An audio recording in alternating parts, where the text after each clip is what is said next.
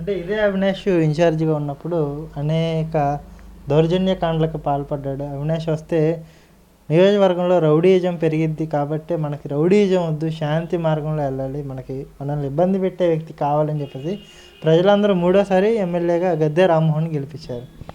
మళ్ళీ అదే దేవినేని అవినాష్ నాయకత్వాన్ని బలపరుస్తూ మళ్ళీ అదే పార్టీలోకి మీరు వెళ్ళి కండువా కప్పుకోవడం, మళ్ళీ గొడవలు రావు అని చెప్పడానికి గ్యారంటీ లేదు కదా, దీనికి ఏం సమాధానం చెప్తారు?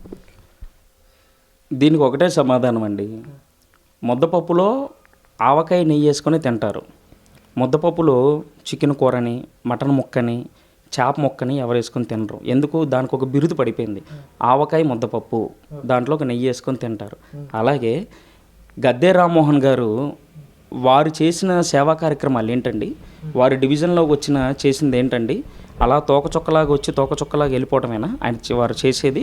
డివిజన్లో ఒక పార్టీ అధ్యక్షుడు ఉంటాడు, ఒక ఇన్ఛార్జ్ ఉంటాడు, ఒక కార్యకర్తలు ఉంటారు, యువ అధ్యక్షుడు ఉంటారు. వీళ్ళందరినీ ఎప్పుడన్నా వచ్చి కలిసి డివిజన్లో ఒక 2-3 అడుగులన్నా వేసి ఇంటింటికి వెళ్ళి నీ సమస్య ఏంటి, డివిజన్లో కనుక వారు రాగలిగితే ఏ సందుల్లో ఏ సమస్యలు లేదో వారు తేల్చమని చెప్పమానండి. మళ్ళీ తిరగట్లేదంటారా, పర్యటన చేయట్లేదంటారా ఎమ్మెల్యే గారు? అంటే కారులో వచ్చి వెళ్ళమంటే అవినాష్ గారు కూడా వెళ్తారండి. మరి అవినాష్ గారికి అది తెలియట్లేదు. అవినాష్ గారికి అది తెలియకపోవటం, పాపం వీరి హయాంలో రాణిగా తోట దగ్గర నుంచి రిటర్నింగ్ వాల్ కట్టారండి. కాకపోతే బిరుదు మాత్రం గద్దె గారు పొందారండి. మరి ధోబిఖానా ఘాట్ ఉందండి, ధోబిఖానా ఘాట్లో ప్రజలు ఇబ్బంది పడుతుంటే, బట్టలు ఉతికి ఆరేసే చోట ఇబ్బంది పడుతుంటే అంత షెడ్ వేశారండి. కానీ బిరుదు మాత్రం గద్దె రామ్మోహన్ గారికి దక్కిందండి. గవర్నమెంట్ స్కూల్ కప్పలబడిలో ఎంతోమంది పేద విద్యార్థులు, వాళ్ళకి పుస్తకాల పంపిణీ కానీ ఏదైనా కానీ వారు పడుతున్న సమస్యలు, పుస్తకాలన్నీ పంపిణీ ఈయన చేశారండి. కానీ బిరుదు మాత్రం గద్దె రామ్మోహన్ గారు పొందారండి. ఇంకో చిన్న సమస్య అండి, వైసీపీ ప్రచారం అంటే మేము ఇవాళ ఉన్న రాజకీయాలు ఎలా ఉన్నాయి అంటే అండి, చేసిన ప్రతిదీ చెప్పుకోవాల్సిన అవసరం అయితే లేదు. జనం కళ్ళు మూసుకుని ఏమీ బ్రతకట్లేదు, అంత అమాయకంగా ఎవడో బ్రతకట్లేదు. ఇవాళ అందరూ మెలుకున్నారు. అందరూ మెలుకున్న తర్వాతే గవర్నమెంట్ రాకముందు వీళ్ళు ఇచ్చిన హామీలు ఏంటి, గవర్నమెంట్ వచ్చిన తర్వాత వీళ్ళు చేస్తుంది ఏంటండి అంటే, బడ్డీ కొట్టుల దగ్గరికి వెళ్ళి వసూలు చేయట్లేదండి, ఎలా కన్స్ట్రక్షన్ జరుగుతుంటే వారి అనుచరులు వచ్చేసేసి వసూలు చేయట్లేదండి, గంజాయి విచ్చలవిడితనం అవ్వలేదండి.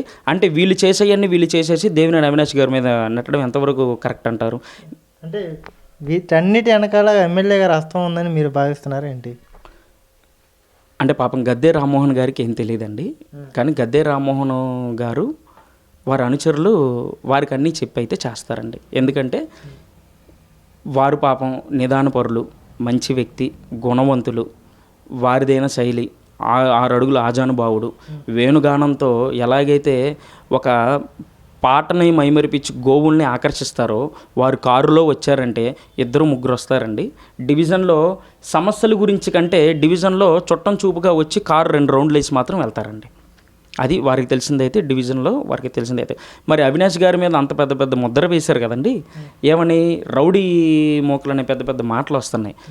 ఇన్ని సంవత్సరాల్లో దేవినేని అవినాష్ గారు పోయిన ప్రభుత్వంలో వారు పాలనలో లేకపోయినా కూడా, వారు గెలవకపోయినా కూడా, వైఎస్ఆర్సీపీ గవర్నమెంట్ ఉన్నప్పుడు కూడా వారు ఎమ్మెల్యేగా గెలవాల.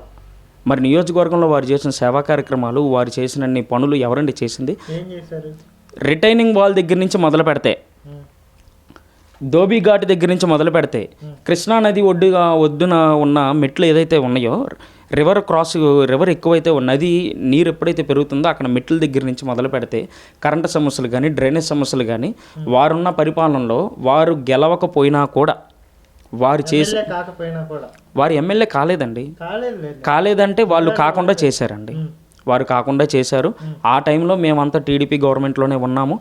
వారు ఎమ్మెల్యేగా అవ్వకూడదని మా చేత ఎన్నో ప్రయత్నాలు చేపించారు. మేము అందులో భాగస్వాములై ఉన్నాము.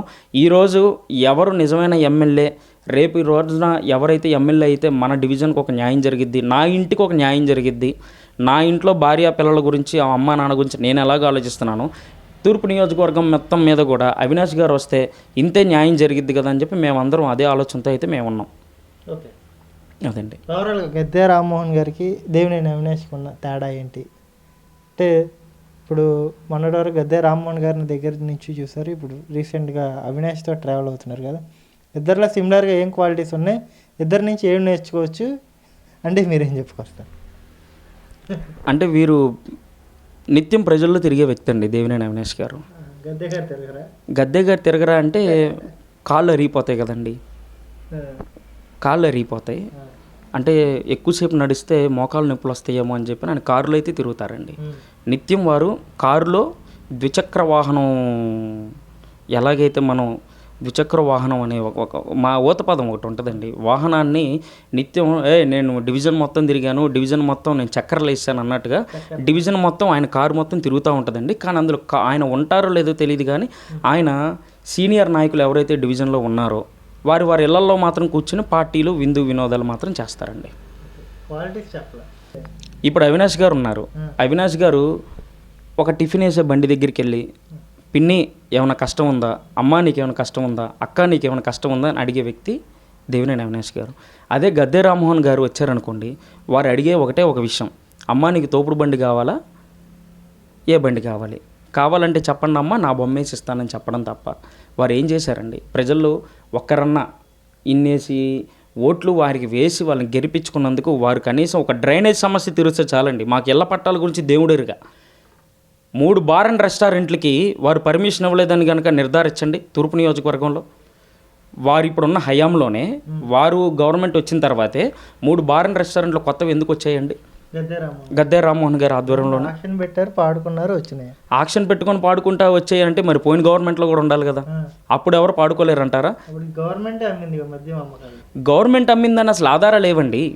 గవర్నమెంట్ అమ్మిందని చెప్పేసి ఆధారాలు ఉన్నాయి అని చెప్పేసి ఇవాళ ప్రతి జగన్ గారి హయాంలో ఎక్కడైతే ఇది ప్రైవేటీకరణ కనుక మనం చేస్తే మద్యం అనేది విచ్చలవిడితనం పెరిగిపోయి మద్యం బాటిళ్ళు దుకాణాలు వీడి బయటికి వెళ్ళిపోయి వాళ్ళు విచ్చలవిడితనంగా ప్రవర్తిస్తారని చెప్పేసి ప్రభుత్వాలు వారి ఆదేశాల ప్రకారంగా వారి కనుసందుల్లో నడిచాయి. కానీ ఇలాగ గద్దె రామ్మోహన్ గారు ఆ సందుకు ఒకటి ఈ సందుకు ఒకటి అని చెప్పేసి అక్కడ కుటుంబాలు నివసించే చోట కూడా మద్యం దుకాణాలు ఓపెన్ చేశారంటే దానికి సమాధానం ఎవరు చెప్తారండి? అప్పటికే ప్రజలు వ్యతిరేకించారంటే వాళ్ళని నోరు మూపిస్తారు కదండి. ప్రజలు ఎక్కడ వ్యతిరేకిస్తారు? వారు డివిజన్లోకి వచ్చారు అని అంటే ఎంత భయభ్రాంతులకు గురవుతారో మీకు ఎవరికి తెలియదు. గద్దె రామ్మోహన్ గారిని దూరం నుంచి చూస్తూ మీకు ఇందాకే చెప్పాను, గోపాలుడిని చూస్తే అందరికీ గోపాలుడు నొన్నని గోపాలుడు, చక్కని గోపాలుడు అని చెప్పేసి ముద్దులాడతారు. కానీ అదే గోపాలుడు మనం దగ్గరికి వెళ్ళి చూడాలండి, ఆయన నిజంగా గోపాలుడా? ఇంకో పదం ఉంటుందండి, అది మేము చెప్పకూడదు, అది త్వరలో ప్రజలే చెప్తారు. ప్రజలే దాన్ని నిజం చేస్తారు. ప్రజలే వారికి ఓటు రూపేణా దాన్ని తేల్చేసి చెప్తారు.